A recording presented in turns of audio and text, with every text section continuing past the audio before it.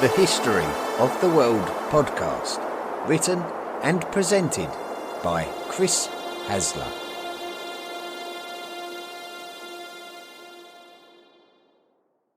Volume 1, The Prehistoric World. Episode 7, Neanderthals.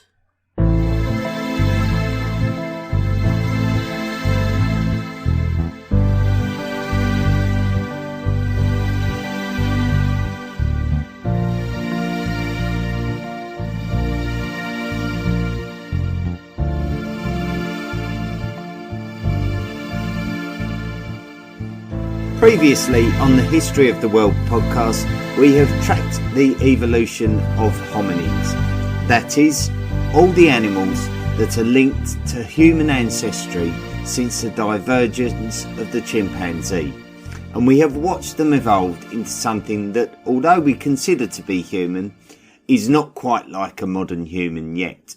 We have taken some time to look more closely at the technologies of these animals and how they entered the first Stone Age and subsequently learnt how to use fire for warmth and protection. We also look more closely at communication and what physical ability the animals had to speak. One of the fossils that has been vital to this study has been the Kibara Neanderthal, and the Neanderthal is the subject of this week's podcast. I'm now going to take you to Gibraltar. Gibraltar is a small British overseas territory on the southern tip of the Iberian Peninsula of Europe. Gorham's Cave is an archaeological site in Gibraltar, which has been the home of a number of spear points, knives and scraping devices for at least the last 25,000 years, until their discovery in the 20th century. Compared to other tool discoveries, these specific tools have been described as belonging to the Mousterian culture. Mousterian cultured tools are primarily associated with Neanderthals. This means that Neanderthals may have been alive as recently as 25,000 years ago. The last time we spoke about the Iberian Peninsula was in the Homo erectus episode, when we found that an animal similar to Homo erectus was discovered in modern Spain. It was alive around 1 million years ago and has been given the name Homo antecessor. So what happened between Homo antecessor and Gorham's Cave during that period of almost 1 million years? Homo heidelbergensis.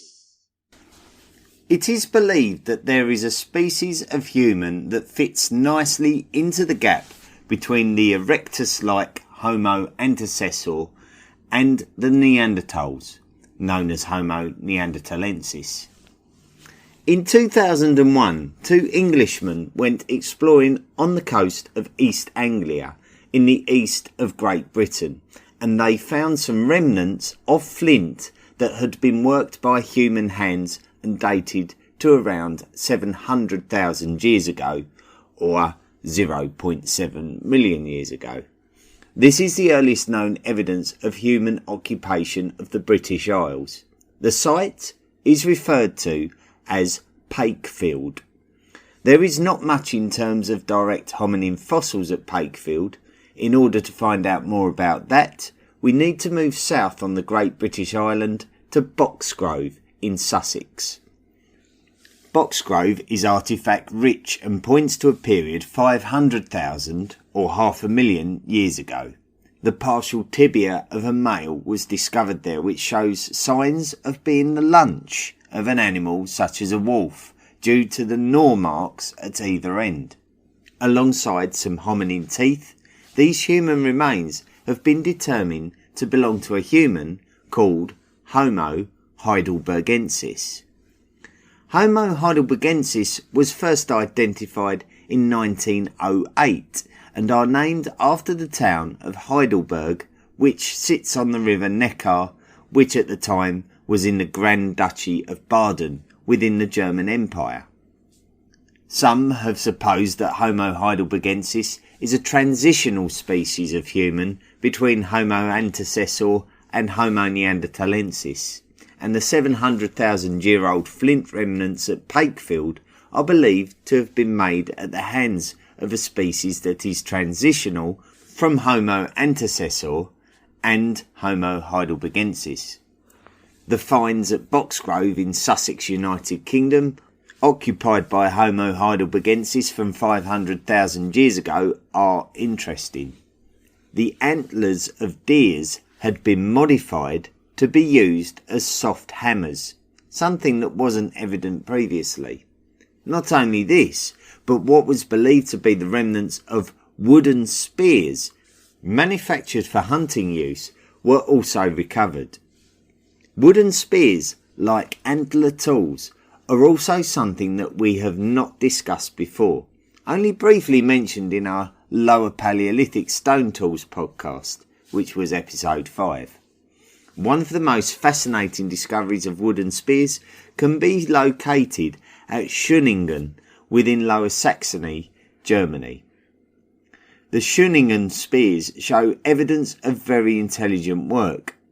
The spears are carefully selected mainly from spruce wood, with particular attention to the natural hardness changes within the wood dictating which part of the wood would be the spear's tip. The tip itself is tapered with skill, and the weight distribution of the spear is considered in order to give it a good degree of accuracy if and when used like a javelin. These spears give us extremely good clues as to the advances in dexterity and cognitive ability of the hominins that used them.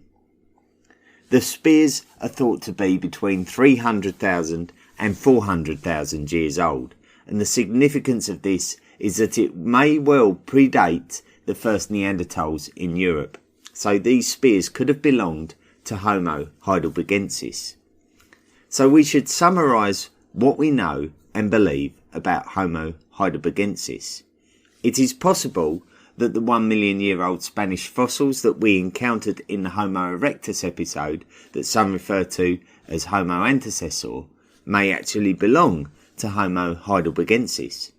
It is also possible that the cookery site at Gesher Benot Yaakov in Israel from 0.8 million years ago that we encountered in the same episode could have been the work of Homo heidelbergensis. If Homo antecessor in Spain is indeed Homo heidelbergensis, then we can safely assume that the two British sites of Pakefield and Boxgrove from 0.7 and 0.5 million years ago were also occupied by Homo heidelbergensis. If we consider that Neanderthals had not yet fully evolved, then the wooden spear technology found at Boxgrove, England, and Schöningen, Germany, were also the work of Homo heidelbergensis. Homo heidelbergensis was predominantly European and was an advancement of Homo erectus in appearance and technology, taking Acheulean tool culture into its later stages and leading it towards the more modern Mousterian tool culture. Homo heidelbergensis was an expert hunter, using carefully manufactured tools to create weapons which could kill even the largest of animals. Some scientists believe that Homo heidelbergensis could actually be the common ancestor of Homo neanderthalensis and Homo sapiens. Homo stupidus. Yes, that's right. I did say Homo stupidus. I want to now take you back to two characters which we have already met in this podcast series. The first being the very famous English naturalist Charles Darwin, and the second being the determined Dutch paleoanthropologist Eugène Dubois. I just can't leave Dubois out of anything, I'm sorry. Dubois was born in 1858, so he was just a year old when Darwin published On the Origin of Species by Means of Natural Selection. Du Bois was well featured in our Homo erectus podcast, as he was the man who made the first Homo erectus discovery, but decided to do the most famous paleoanthropological sulk when his discovery was not received with all the adulation that he expected. One of the most influential people in Du Bois' early life was the German naturalist Ernst Haeckel. Haeckel was born in Potsdam, Germany in 1834. At the time, Potsdam was part of the Kingdom of Prussia, as the German Empire had not yet formed. Haeckel was successful academically and attained a doctorate in medicine while in his early 20s. Haeckel reportedly met with Darwin during the 1860s, and although he accepted Darwin as an expert in his field, Haeckel had his own distinct ideas about the evolution of species. It was in 1856 that a groundbreaking discovery was made near Düsseldorf in the Rhine province of Prussia. Two Italian workers were working at a limestone cave and discovered some fossilised bones. The fossils were handed to Professor Dr. Johann Karl Fulhrott, a male paleoanthropologist who immediately noticed that the skulls were human, but different. He described them as belonging to the tribe of the Flatheads, which still live in the American West. Of course, this was not the real case, and Fulhrott showed them to fellow German paleoanthropologist called Hermann Schaffhausen, who supposed that they belonged to a representative of a native tribe who had inhabited Germany before the arrival of ancestors of modern humans. Now, modern humans at the time had already been given the name Homo sapiens, which roughly translates to wise man from Latin. So if it was true that this new human species was our extinct ancestor, then it would surely not be as wise. This is where Ernst Haeckel stepped in and proposed the name Homo stupidus to directly infer the lack of wisdom that was portrayed in the name of Homo sapiens. It was the Anglo-Irish geologist William King that ultimately created the name Homo neanderthalensis, named after the Neanderthal, which was the valley where the aforementioned 1856 discovery near Düsseldorf had originally been made. Homo neanderthalensis was the name that won out, and Homo stupidus was not favoured, and it was probably just as well, because the future discoveries of other prehistoric human species demonstrated that Homo neanderthalensis was indeed very intelligent by comparison. Pit of Bones. During our Homo erectus podcast, and indeed during this podcast, we spoke of a 1.2 million year old hominin discovery in Spain. It is difficult to categorise the hominin that occupied this site, as there are arguments to call it Homo erectus, Homo antecessor, or Homo heidelbergensis. The site lies within the Atapuerca Mountains and was discovered following the construction of a railway line in the early 20th century. There are a number of levels to the sedimentary layers at this archaeological site, which gives us clues to many different time periods during the Paleolithic. Our story has very much now brought us into the most recent 500,000 years of our history. So what secrets do the Atapuerca Mountains contain relating to this period? One of the caves that has been excavated has been called Cima de los Huesos, which is Spanish for the Pit of the Bones. What is astonishing about the Pit of the Bones is the sheer number of hominin fossils that have been uncovered. It is reported that there have been several thousand human fossils discovered, including some almost complete skulls. One of the skulls shows signs of damage which would suggest violence between individuals. Dating the fossils has been tricky. Dates thrown around for the Cima de los Huesos period range from 300,000 to 600,000 years ago, but generally speaking a date around 430,000 years ago would probably not be far from the median. The sheer amount of bones coupled with the stone tool specifically manufactured out of red quartzite has led some scientists to suspect some mass ritual funeral of some kind. If this was the case, then this would represent the first instance of a human ritual when burying the dead.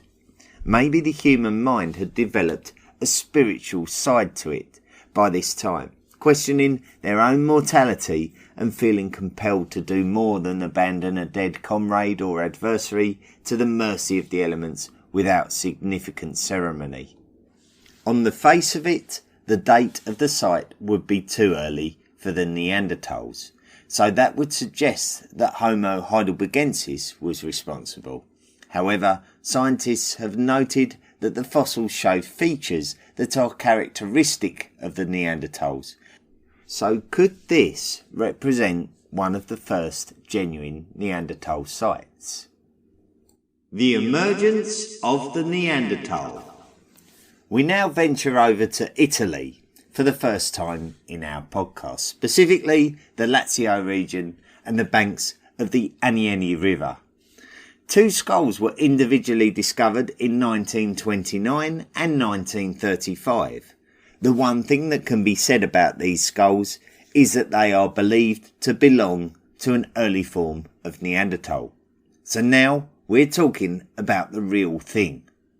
One of the characteristic features of these skulls is the nasal cavity.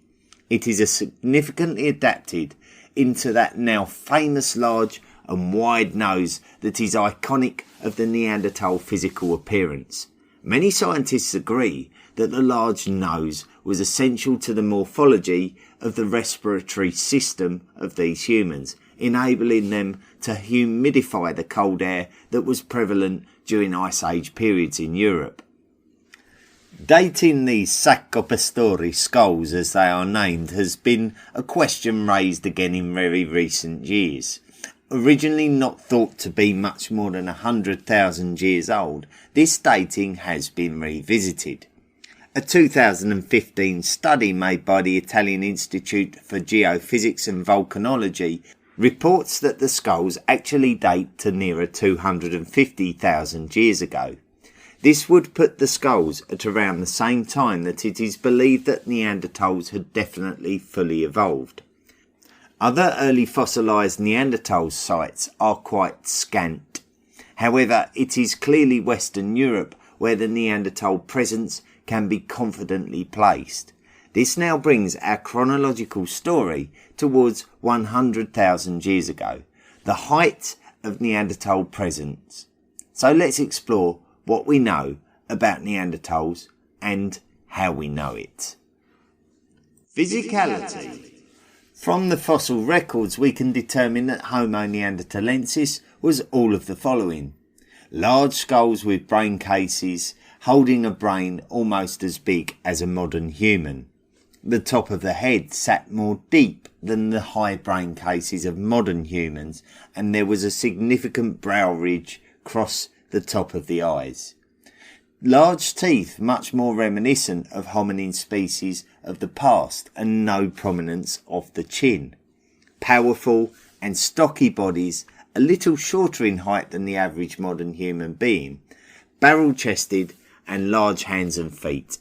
If you like your men a little rough around the edges, the Neanderthal could have been the man for you. The Neanderthals were quite dexterous and also rather stylish. Near the town of Krapina, in the north of Croatia, the talons of an eagle were discovered in a sandstone rock shelter that was evidently occupied by Neanderthals as early as 130,000 years ago. The eagle talons show clear signs of being worked in such a way that they were likely to have once been part of a piece of jewellery, such as a necklace or a bracelet. This is the first discussion we have had in our podcast about clothing or body decoration, but it is thought that this was a human tradition that could have existed for a long time, maybe as a means to demonstrate that individuals were connected to one tribe, or even that their tribe was a tribe to be respected if the decoration was made from something as daunting as the teeth of a shark. Mousterian tool culture. This leads us nicely into the technological advances of the Neanderthal man. Previously, we have followed the tool culture of prehistoric humans from the Namequian tools of the Australopithecines to the Oldowan tools of Homo habilis and then the Acheulean tools of Homo erectus. The tool culture of Neanderthals was the Mousterian. It is named after a French type site much like the Acheulean. This time the site is called Le Moustier and can be found in the Dordogne department of France. It was first excavated in 1863 and a Neanderthal skull was discovered there in 1908. Mousterian tools have been recovered from sites across Europe to the Middle East and Northern Africa.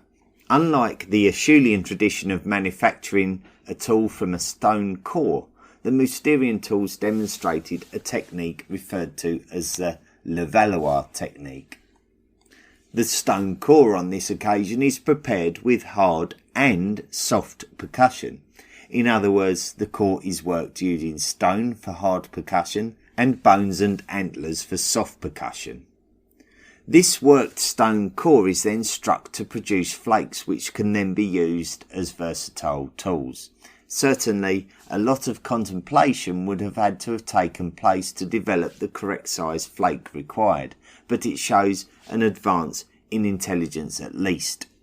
So, we have established that stone tool technology had shown signs of advancement going into the age of the Neanderthals, and that these hominins were also constructing wooden spears, whether they were hand weapons or projectiles, or even both, which is questionable.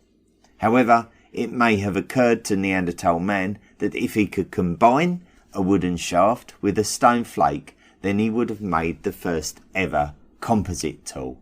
That is, made up of two different materials. If we believe this, then we have to ask the question, how did Neanderthals actually attach the stone point to the wood handle?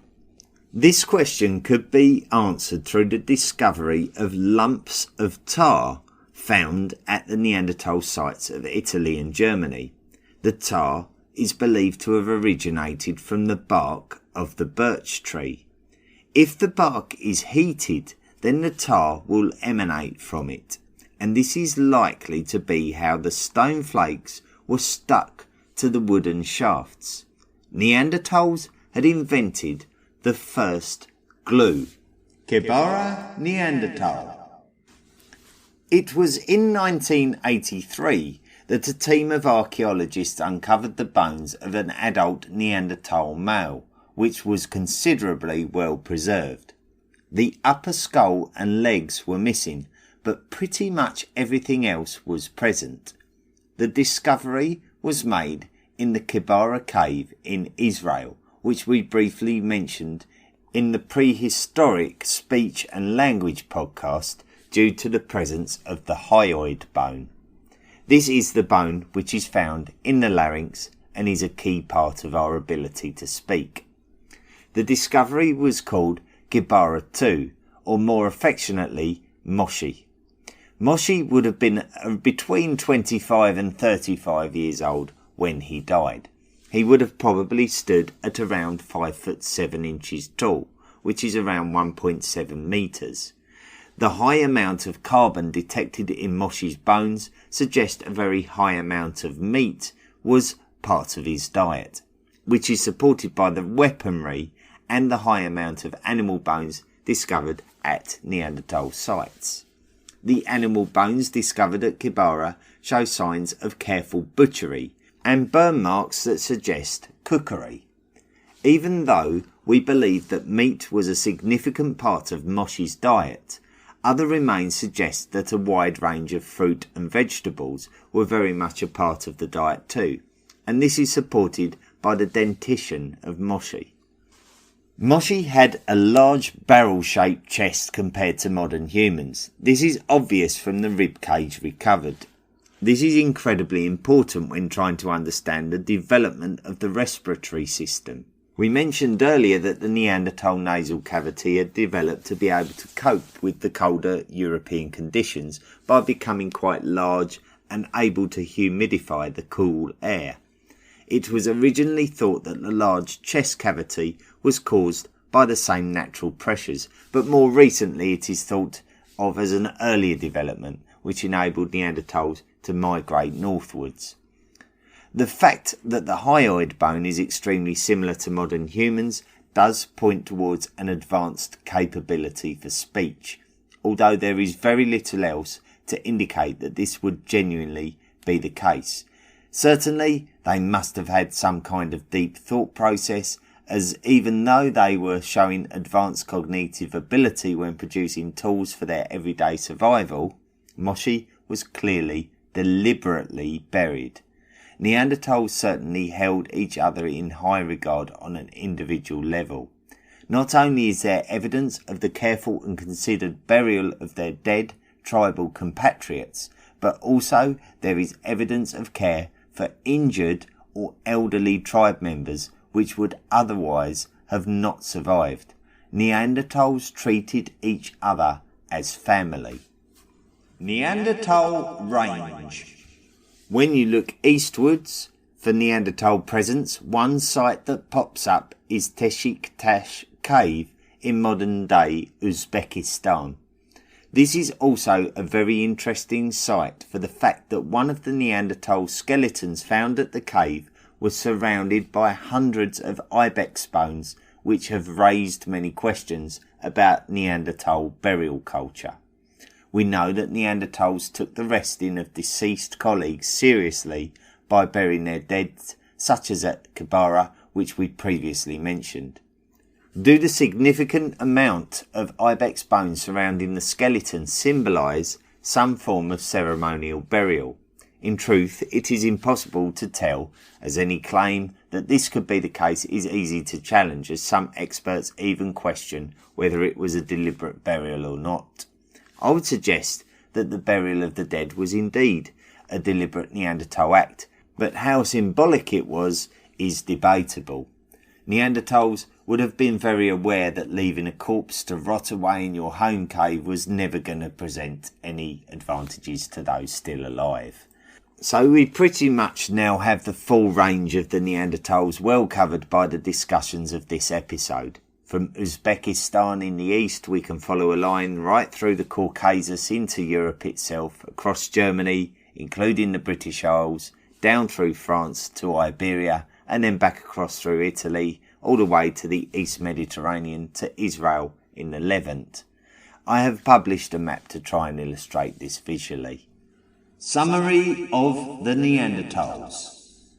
From the information gathered in this particular podcast, the beginnings of Neanderthal culture began with the emergence in Europe of Homo heidelbergensis, which was a hominin that developed new skills and anatomy to deal with the more challenging conditions on the European continent.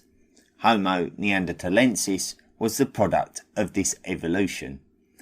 A hominin that had developed the intelligence and skill to coexist as tribes who were devoted to each other's well-being and had developed the ability to manufacture tools of an unprecedented technological quality that they were able to hunt down and kill the largest of mammals and prepare them for consumption by skinning, butchering and cooking them.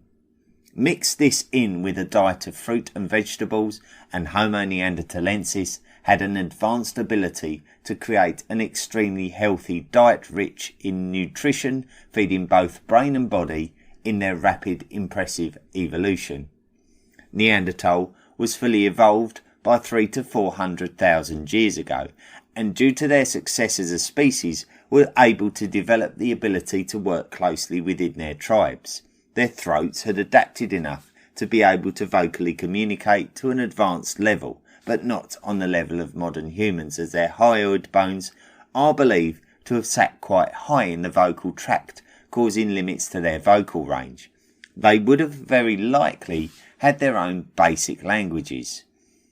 There are more dating methods available to us now, and especially as Neanderthal remains date to periods, some within only a few tens of thousand years into the past, we can feel confident that Neanderthals dominated Europe in their fully evolved form at least 250,000 years ago, which says a lot about how advanced as a species they were.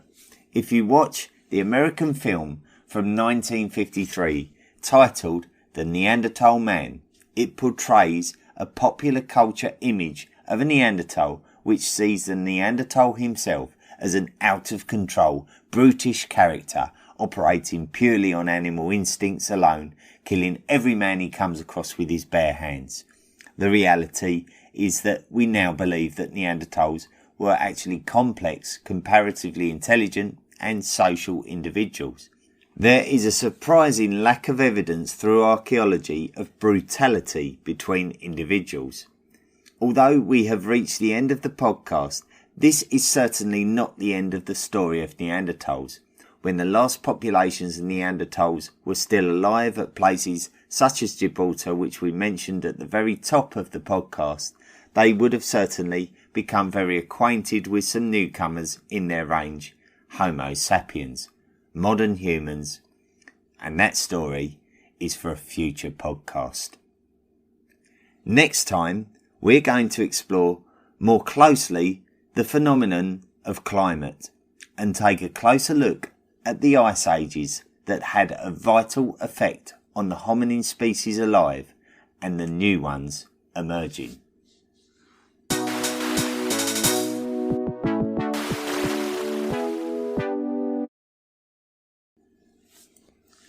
Thank you as ever for listening to the podcast.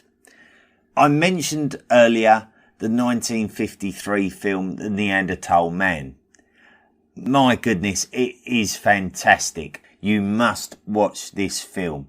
It is great. It is budget B-movie stuff. It's fantastic. And it really does give you the indication of what the public really wanted the Neanderthal to be. It was absolutely an out of control, ridiculous film.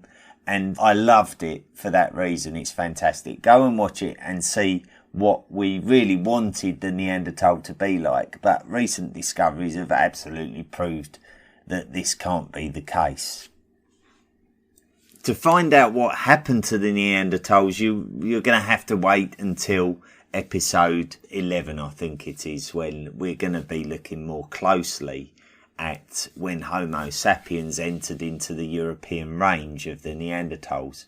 And I mentioned during the podcast that most sites are dated to demonstrate that the Neanderthal was around up until 30,000 years ago. Now, there is new evidence that challenges that theory, and I'm going to mention that also in episode 11. So that's going to be a very interesting bolt on to the end of this episode. So I encourage you to stick around just a couple of weeks for that one to come out. I've really had a lot of fun studying Neanderthals. They're absolutely fascinating, and the advances of their technology is interesting as much as their comparison to modern humans as well. So a real fascinating animal and something that we're very closely related to. Have you got any opinion on Neanderthals? Do you think that I've summed them up nicely, or do you think there's more to them than I've mentioned? If so, feel free to drop me a line. The email for the podcast is historyoftheworldpodcast@mail.com. History of the World Podcast is one word, and mail is spelled M-A-I-L. Well, that's about it for now. We're going to have a special episode on the Ice Ages next week. Don't feel like it's going to be any less interesting than this episode. I've got a very interesting story to tell you about the Great Rock and the legend of the Great Rock, how local people, local tribesmen believe that it moved, and it's one of the most bizarre stories I've come across during my studies for this podcast. So join me next week for that. Thank you as ever for listening, and until this time next week, I'll bid you a farewell.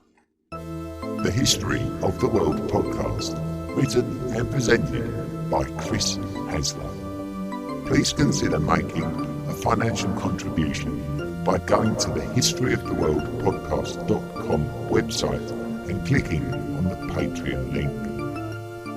Email the show at historyoftheworldpodcast@mail.com. And don't forget to join our social media at Facebook, Twitter, Instagram and Tumblr. See you next time.